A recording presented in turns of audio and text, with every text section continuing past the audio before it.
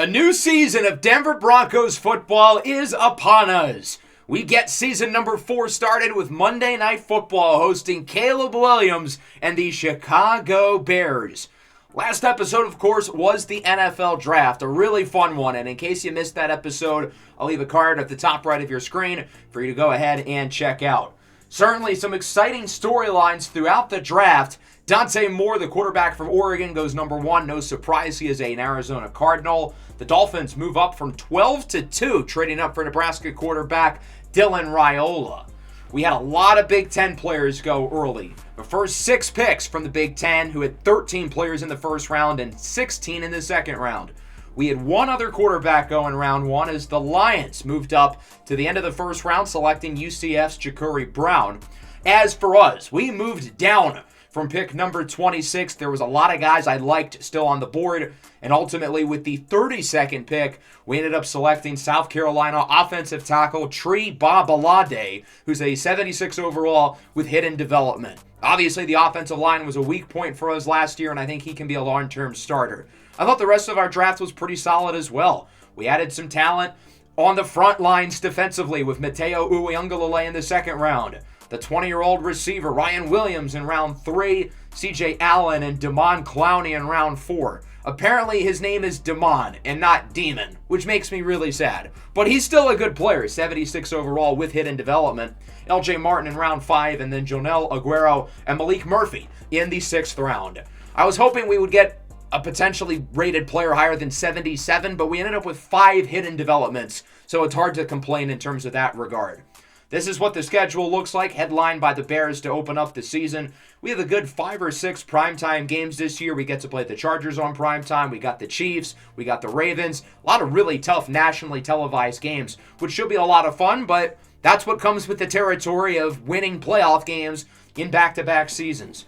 Real quick, we're going to go through the preseason. These are some of the signings we made. We brought back some familiar faces like Whaley, Zamir White, Savion Williams, Christian Horn, and we brought back some undrafted free agents along with kicker Will Lutz. I wanted to sign Caleb Purdy, but he already signed with the New England Patriots. Hopefully he can crack their opening day roster and prove to everybody why he should have been drafted.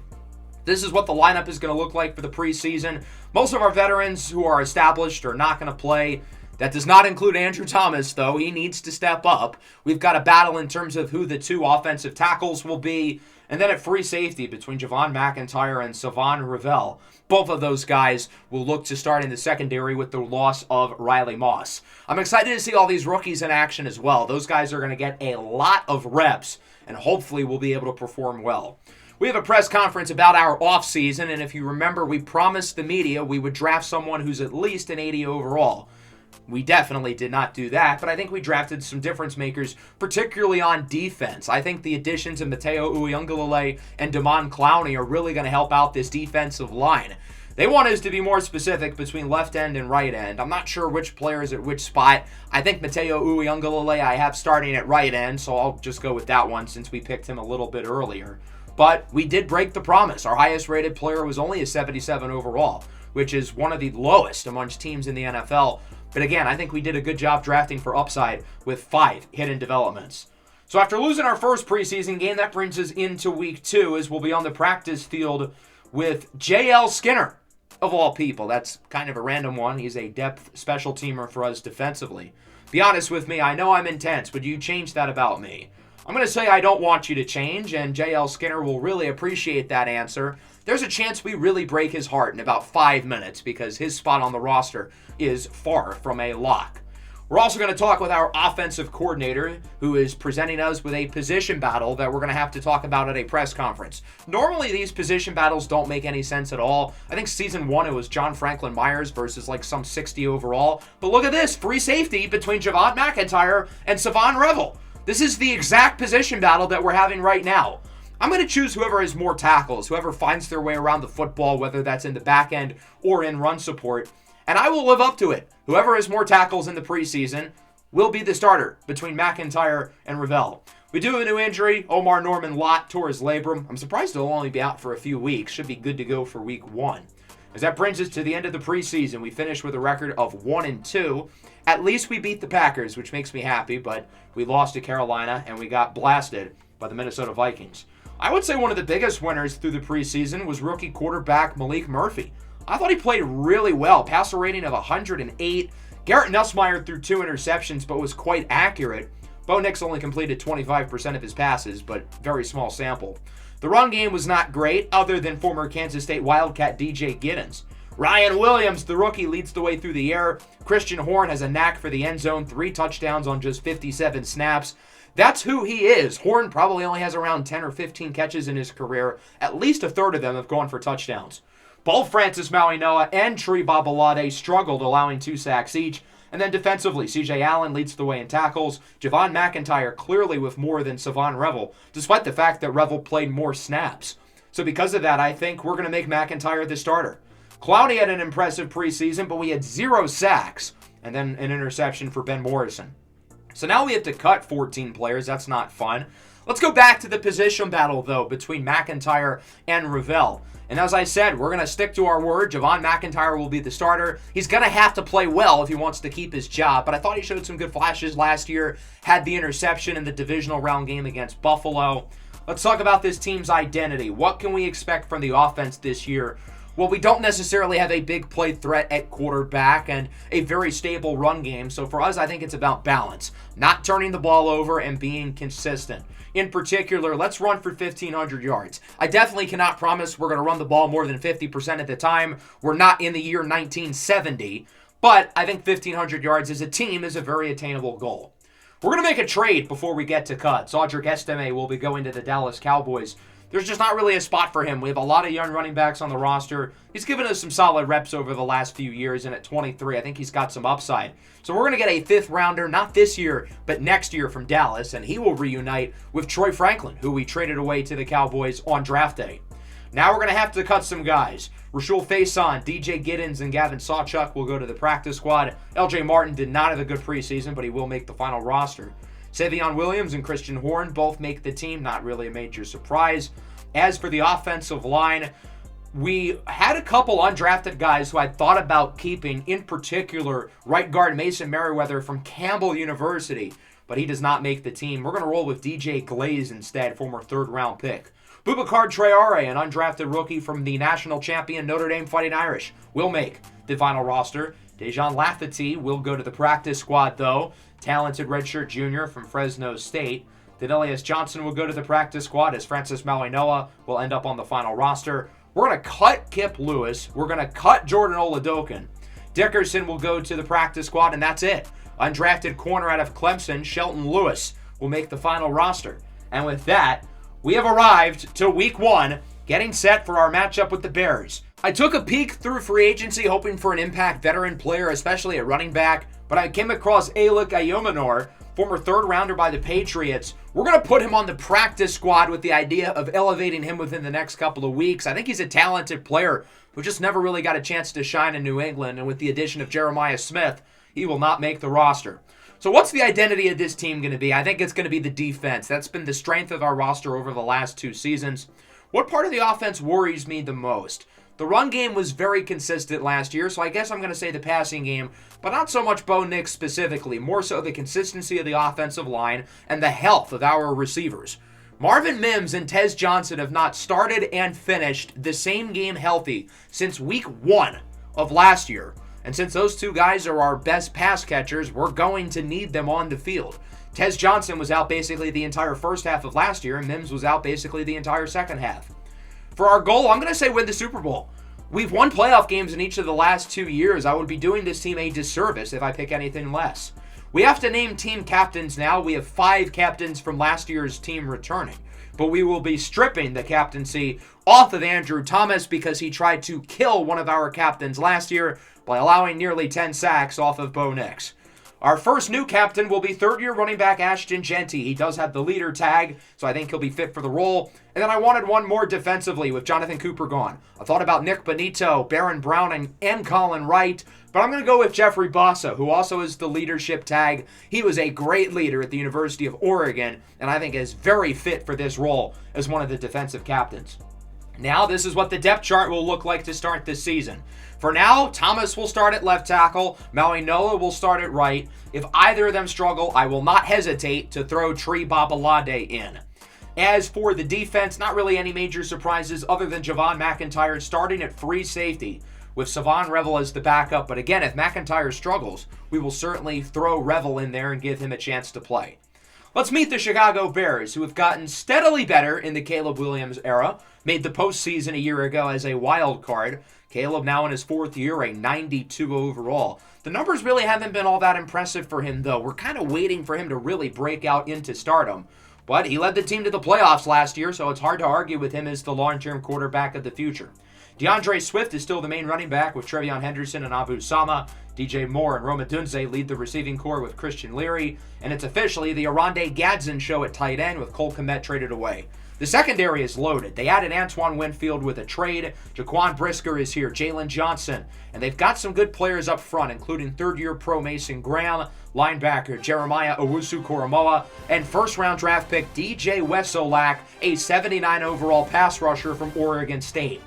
Should be a fun one here on Monday Night Football. The Broncos are 3-0 in Week 1 in this franchise series, so we're looking to add another W to the win column.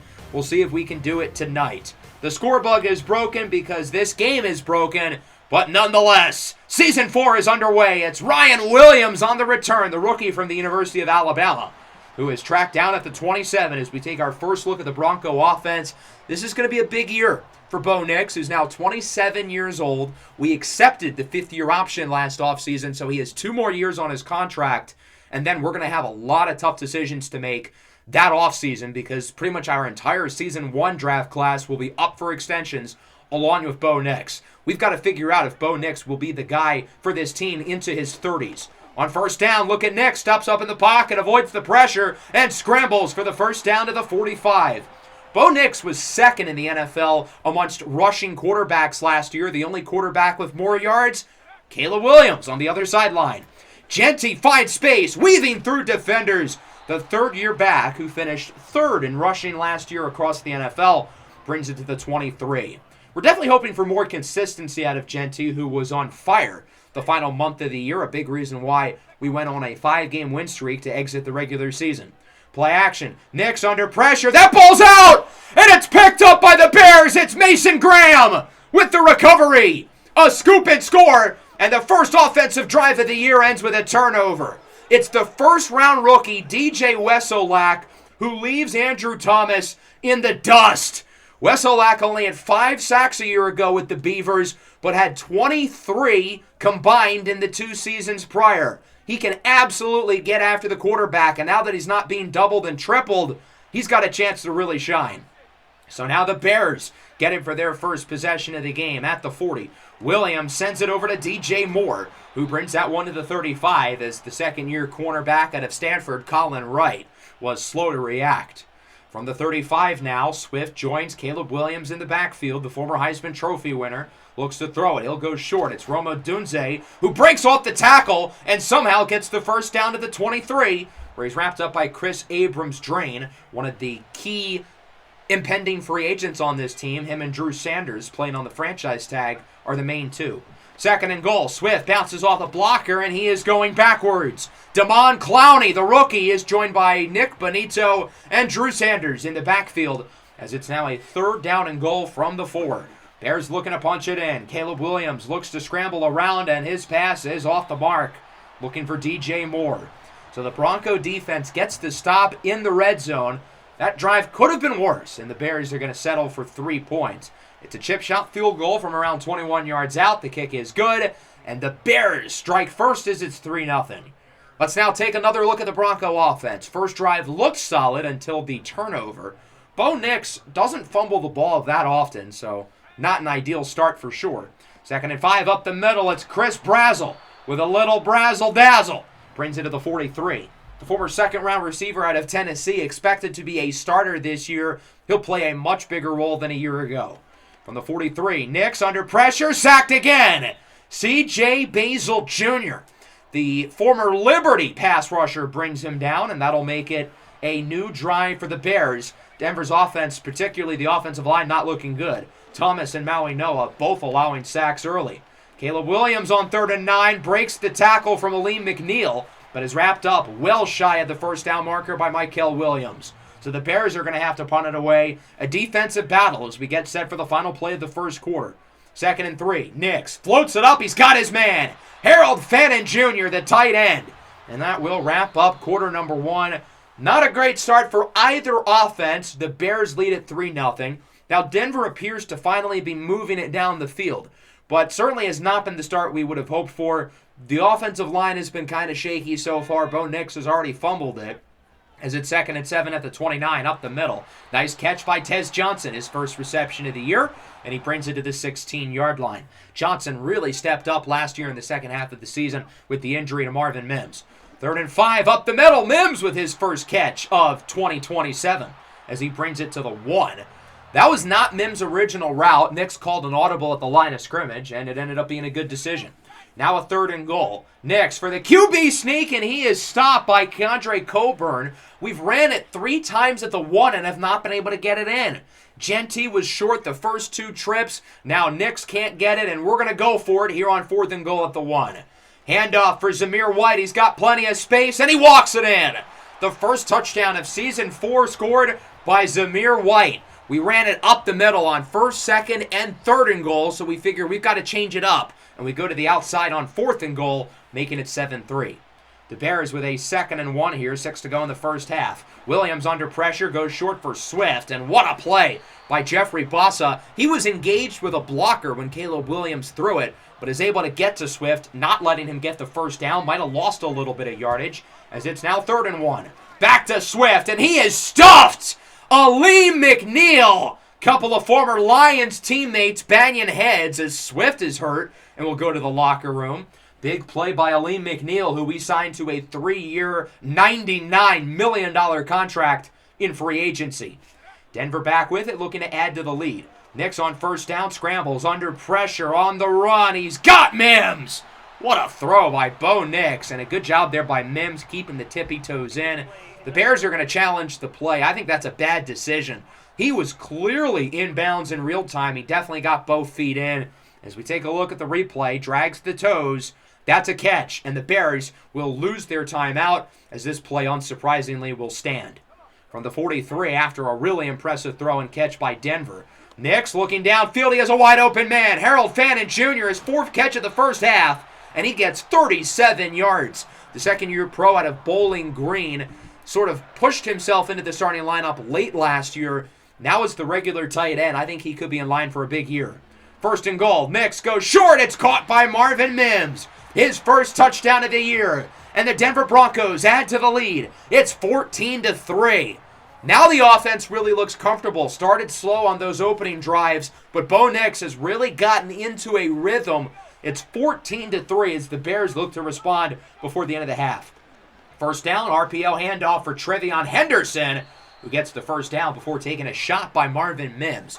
Henderson will be the lead running back the rest of the way, along with some Abu Sama snaps, as Williams scrambles for the 1st down, able to outrun Nick Bonito, former Oklahoma teammates for a year in 2021. Look at the clock. The Bears are in no hurry right now. 2nd and 4, under 30 seconds left. That one is caught, and the Bears are going to use a timeout, even though he clearly was out of bounds. But, okay, you do you. 20 seconds left now from the 9. 1st and goal. Williams, end zone, touchdown!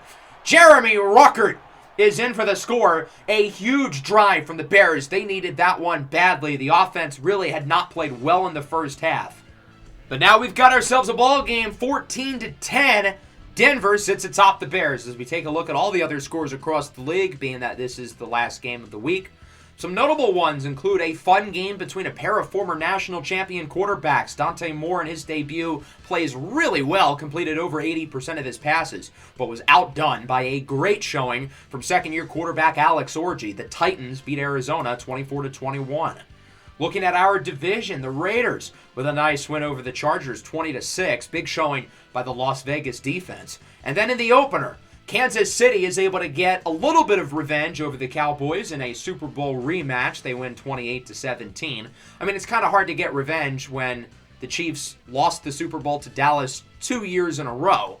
But I guess this will make them feel a little bit better for the time being.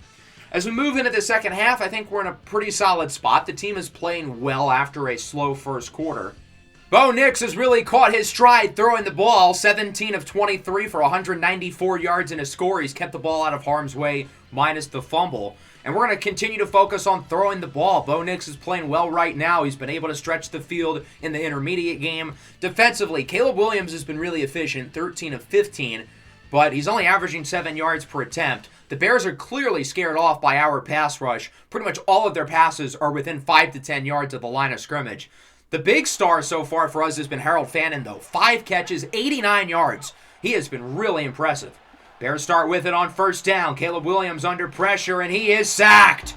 First of the game for Denver, it's Nick Bonito, who had 14 and a half a year ago. Our pass rush has been good. We just haven't been able to get home yet. After making up the yardage on second down, it's 3rd and 6. It's a screen for Trevion Henderson, and he will get the first down, wrapped up right at the line by Sanders and Surtain. So a good recovery there by Chicago after the first down sack, as they now have it at the 35-yard line. Williams looks to throw it, and he's picked off! Colin Wright with the interception, looking for room as Adunze tracks him down at the 28. That was the wrong throw by Caleb Williams, and the right play defensively, as Colin Wright is doing flips and cartwheels and somersaults. After his first interception of the year, he had 3 as a rookie, all of which came in the final 4 weeks of the season. Denver with it. Play action up the middle. Marvin Mims inside the 10, inside the 5 to the 3. Nice maneuver after the catch by Mims. If Brazel was able to hold his block a little bit longer, that could have gone for a touchdown. So now it's a 1st and goal. Nix looks to throw it, scrambles around, and he runs right into Keandre Coburn, who's there with the sack. Big play by the Bears, and that'll make it a 2nd and goal at the 7. Not going to be quite as easy to punch this one in. We'll see what Denver has in their sleeve here. Genty breaks a tackle, does not get much, maybe a yard if that. But this one might be coming back, a holding call against the offense. This one will be on, take a guess, Andrew Thomas. We had a 1st and goal at the 3. Now it's 2nd and goal all the way back at the 17-yard line. I really wanted to make it a multi-score lead off of the interception, but now it's not overly likely as Brazel has it with a block, and he's in! Chris Brazel II scores after all, and that'll make it 21-10. We weren't even really trying to score there. That was supposed to be a comeback route for Brazel, where he would have gotten like 10 yards, making it a 3rd and manageable. But after he caught it, look at all that space. Gets a great block from Marvin Mims, and poof, he's gone. So that'll make it 21-10. A great play there by Denver. Marvin Mims, salute with the block. And now Denver's up by 2 scores after all as Henderson loses a yard.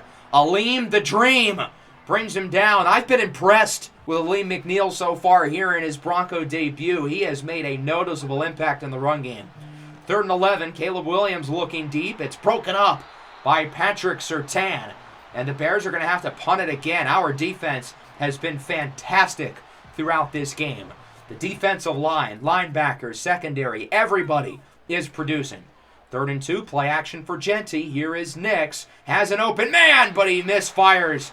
Harold Fannin had plenty of space after the catch. That was not a good throw by Bo Nix. And Denver's going to have to punt it away. Bears are still in it, but their offense has to wake up. 3rd and 4, that one is dropped. In and out of the hands of DJ Moore. Good play by Pat Surtain to jar it out. And the Bears are going to have to punt it now.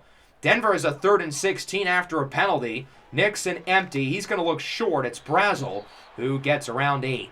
So now the Bears get the stop, and we've got an old-fashioned punt-off. As Chicago has it with 13 seconds left in the 3rd. 3rd and 2. Henderson is going backwards. Jeffrey Bossa and Nick Bonito bring him down. That'll wrap up a defense-heavy 3rd quarter. Our touchdown came directly off of an interception by Colin Wright. And ever since then, it's been all about the punts. 21-10. Denver's in a good spot, up by 11, starting with possession here in the 4th quarter, as it's a 1st and 17. Nix dances around, scrambles, gets by Wesselak, and look at Bo go! Runs for a gain of 20 yards. So the holding call proves to be a big nothing burger, as Bo's got some words after the play with TJ Edwards. He's feeling himself right now, as he should. He's had some great scrambles. He's made a few really nice passes. Running backwards, shouldn't have done that. DJ Wesselak with his 2nd sack of the game. Another bad rep by Andrew Thomas, who has not had a good game. 3rd and 17. Here is Nix looking down the field, and it is overthrown for Tez Johnson, who again was open. A misfire from Bo Nix. The Bears defense is keeping them in this game, but at some point the offense has got to wake up. From the 36, Caleb Williams under pressure, and he is sacked! Aleem McNeil continues his outstanding game with his first sack of the year. As someone who's watched a lot of Aleem McNeil with Detroit, I've always known he's a great player, but I love seeing him really make all the big plays tonight. There's another one running circles, literally, around this Bears offense. I mean, seriously, what are those guys doing? But shout out Aleem McNeil. 2 sacks and 4 tackles for loss today. 4th and 15. We're late enough in the game to where the Bears are going to have to go for it. Williams, his pass, boink, boink, boink, incomplete, as neither team is able to come down with it, and Denver gets it back at the 31-yard line looking to ice the game. Shout out this defense. Shout out Aleem McNeil. Those guys are balling. On first down, play action. Nix up the middle. He's got Marvin Mims, and he brings it inside the 10 to the 7. The play action connection between Nix and Mims looks like it's back and better than ever. 7 catches, 100 yards, and a score for Marvin Mims. 3rd and goal at the 1. We're having some trouble punching it in again as Bo Nix sneaks in, and this time he does score. A rushing touchdown for Bo Nix, who scored, I think, 9 times on the ground a year ago. Denver now up 28-10. It looks like we've got this game under wraps. The Bears hoping for a miracle. The Broncos only rushing 3 here on first down, and they still get home. That ball's out. It's a fumble. Scooped up by Emory Jones at the Bears on the return. Takes a shot from Benjamin Morrison. Only a loss of 3 on the strip sack by Nick Benito, who's had a nice game getting to the QB twice. 3rd and 9. Trevion Henderson has it, and he will get the first down. Credit to the Bears there, as Emory Jones, with the fumble recovery, is banged up on the play. 2.5 minutes to go. Caleb looking downfield. He's got DJ Moore. Nobody in front of him. He is gone. DJ Moore has had a quiet game. Surtain's done a good job with him, but on that play, he had a step early and takes it the distance. The Bears on the board for the first time in the second half, and now they're going to have to go for the onside kick. With 2:25 to go, it's a lawn kick that will be scooped up by Benjamin Morrison, who will dive down at the 50. Denver now a few first downs away from clinching this game for good. Got to imagine we're just going to try to run it down these guys' throats. Genty with it, has room. There's a good start. That's a first down for Ashton Genty, bringing us to the 2-minute warning. Denver now with it at the 39. Zamir White. Boom! Boom again! Breaking multiple tackles. It's a gain of 19. What a run by Zamir White. And I think one more first down would ice it. The Bears out of timeouts, as it is a 3rd and 6. We'll go with Genty up the middle, and he's close. Gets around 4. Wrapped up by Jeremiah Owusu-Koramoah. 4th and 2 with around a minute to go. We can kick the field goal, but I want to end this game. We're going to go for it. Nix to Genty. Has the first. I want to go down. He's going backwards. He almost went behind the first down marker. That was a close call. But thankfully he did get it, and this game is over. The Denver Broncos will start Season 4 with a record of 1-0. We defeat the Bears 28-17 in what I would consider more of a defensive battle. I thought we played excellent defensively. Nick Benito had 2 sacks. Aleem McNeil, 4 TFLs and 2 sacks. He was outstanding in his Broncos debut. And I feel like the offense was inconsistent throughout the game. We had some bad stretches, but we still scored 28 points. We still had some good drives. And I thought Bo Nix was great as a passer. Completed 75% of his throws while pushing the ball downfield. Took some bad sacks, especially early, but he did a better job as the game went along of evading pressure. Caleb Williams also efficient. He was pretty solid. I would say good, but not great.